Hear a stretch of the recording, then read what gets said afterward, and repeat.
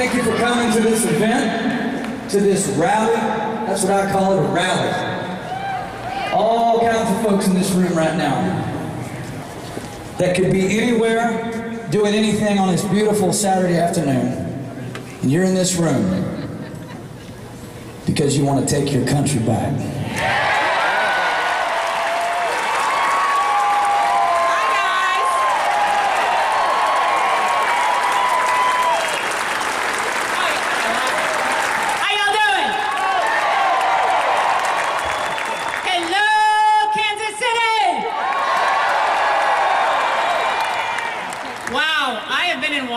So long, so many weeks in a row now that I've actually forgotten what America looks like. And I want to say thank you to the man who just introduced me, who is a patriot, an enormous talent, and a great guy who's here for you, John Rich. Obamacare to domestic terrorism. Remember that? I mean, these are the same people who won't call actual terrorists terrorists. Oh no, they're criminals. We're the terrorists. Months ago, Nancy Pelosi called you astroturfers, right? I mean, she said that a lot of the folks out there who are protesting the Obama agenda... y'all see this? I love the garden, I love your arms, but mine are better.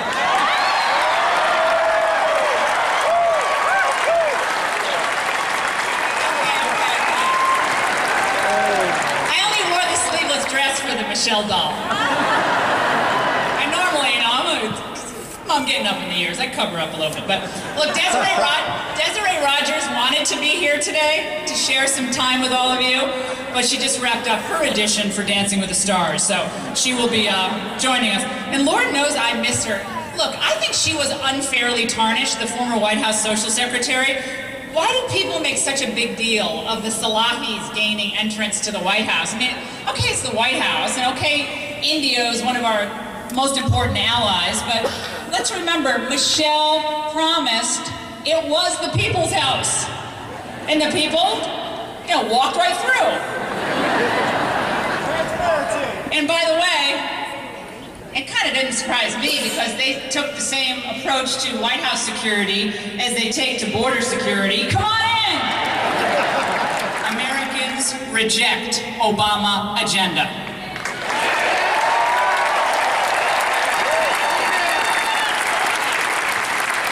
Look, what we know is, this is you know, they have subheads on the front pages. Subhead, the more he campaigns, the more ground he loses. Huge opportunity for GOP in fall and 2012.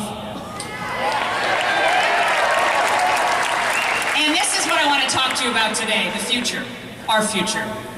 The wide opening we have and the work we have to be doing and the pitfalls that lie ahead. Now, on this beautiful day, it's hard to imagine, right? Just 15 months ago, millions of all these, you know, many of them well-intentioned Americans thought that Barack Obama was going to chart a new, hopeful course for America, and it was going to be governing pragmatically. He was going to work with Republicans and find common ground. He was going to focus on jobs, the famous four-letter word of this administration, and the economy, and maybe even bring people who disagree together. Well, oh, Congressman Wilson's here. Love you, Congressman. No one respects him. On foreign policy, I was thinking about this before I came on today. You think about it, the one area where Barack Obama is actually rating pretty well is in his handling of the war in Afghanistan. And what policy and what goal most closely aligns with President Bush's policy and goal, of course, winning the war in Afghanistan. Well, oh, sorry, we can't call it a war anymore? It's an overseas contingency, man-made disaster, countering extremism, community organizing effort. Okay. I just made that up, by the way. Not written down. Do you know what arrogance is? Arrogance is thinking that your own personal razzle-dazzle act is enough to distract voters from your overall plan to transform America. Do you know what arrogance is?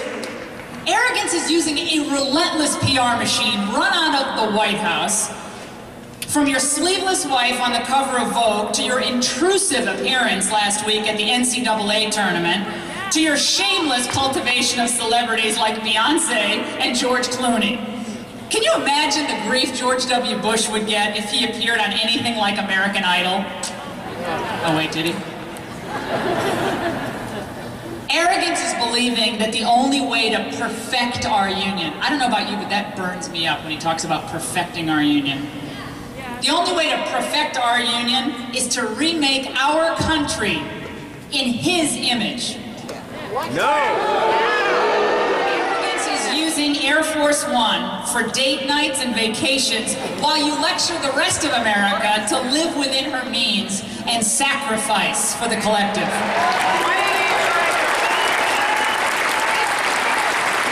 Arrogance is thinking that the American people are too stupid or too busy to know that you're using healthcare reform as a step ladder to achieving what you've always really wanted, the single-payer system that will give you all the power that you think you need. Arrogance is believing that the people will eventually give up their resistance to your plans. That we will become demoralized and fatigued, that our passion will wane and that our protests will die down. The thousands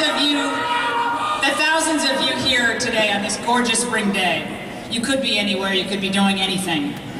This should make Democrats hit the pause button on what they're pointless. Hey, I'll tell you something. Barack Obama and Nancy Pelosi, I don't think so. And guess what? They have the liberal dream of government-mandated health insurance to show for it. Whatever you think about them, I'll tell you what they do. They work around the clock to achieve their liberal political goals, and their work for them has only just begun. I came here today, not just because John Rich, great American, called me, and Sean Hannity, a phenomenal American, #1 New York Times bestseller, awesome.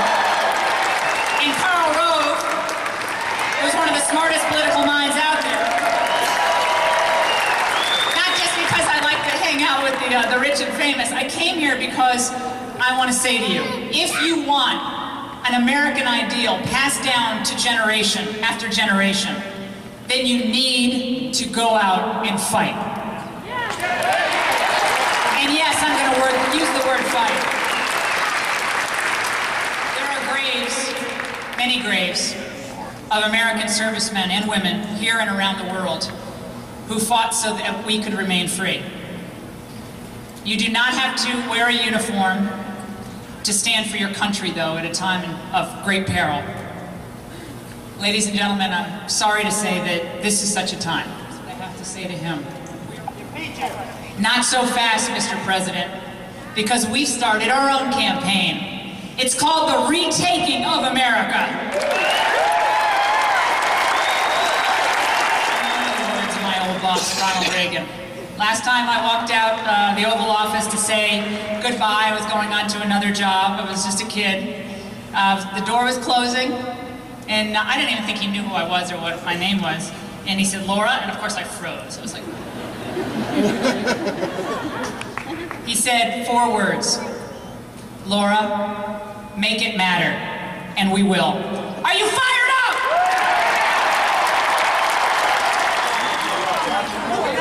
Hey, Matthew, nice to see you. You guys who are out there, shake her hand. How old are you, Matthew? 13, nice to meet you, buddy. Little boy's 11. How are you?